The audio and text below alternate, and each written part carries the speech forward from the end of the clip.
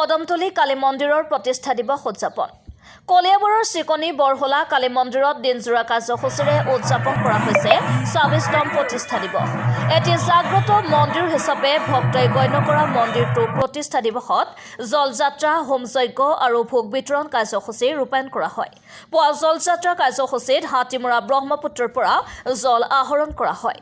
কুমাৰী যুৱতীসকলে কলহত ব্ৰহ্মপুত্ৰৰ পানী আহৰণ কৰি মন্দিৰত ঢালি এই কাৰ্যসূচী সমাপন কৰে।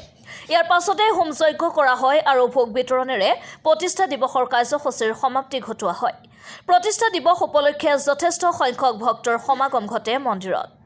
এয়া আমাৰ কদমতলী শ্ৰীকণী বৰহোলা কদমতলী কালী মন্দিৰৰ আজি ২৬তম প্ৰতিষ্ঠা দিৱস।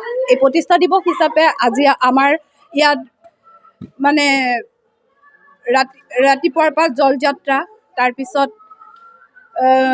আমাৰ যি বাৰ্ষিক যি পূজা ভাগ সেই পূজা ভাগ আৰু তাৰপিছত আমাৰ হোম আৰু একেবাৰে শেষত প্ৰসাদ বিতৰণ।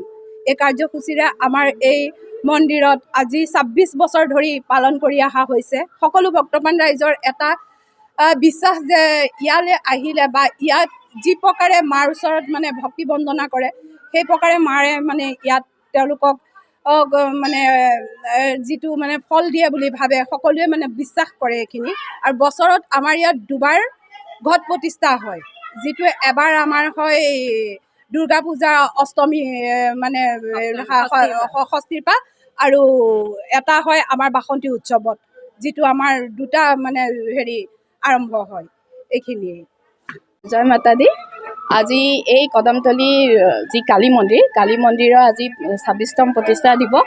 এই প্ৰতিষ্ঠা দিৱসত আমি সকলোৱে উলহ মালহেৰে যোগদান কৰিছোঁ আৰু ইয়াত দুৰ্গা পূজাৰ সময়ত আমাৰ ঘট প্ৰতিষ্ঠা হয়, মানে নৱৰাত্ৰি পালন কৰা হয়। বাসন্তী পূজাতো নৱৰাত্ৰি পালন কৰা হয়। সকলোৰে বিশ্বাস আৰু এই বিশ্বাস লাহে লাহে অটুট হৈ গৈছে সকলো ভক্তপ্ৰাণ ৰাইজৰ। আৰু এই প্ৰতিষ্ঠা দিৱসৰ লগত সংগতি ৰাখি আজি বহু ধৰণৰ কাৰ্যসূচী পালন কৰা হৈছে। ধন্যবাদ। কলিয়াবৰৰ পৰা নেকিবুৰ ৰহমানৰ ৰিপৰ্ট, এক্সপ্ল'ৰাৰ আছাম।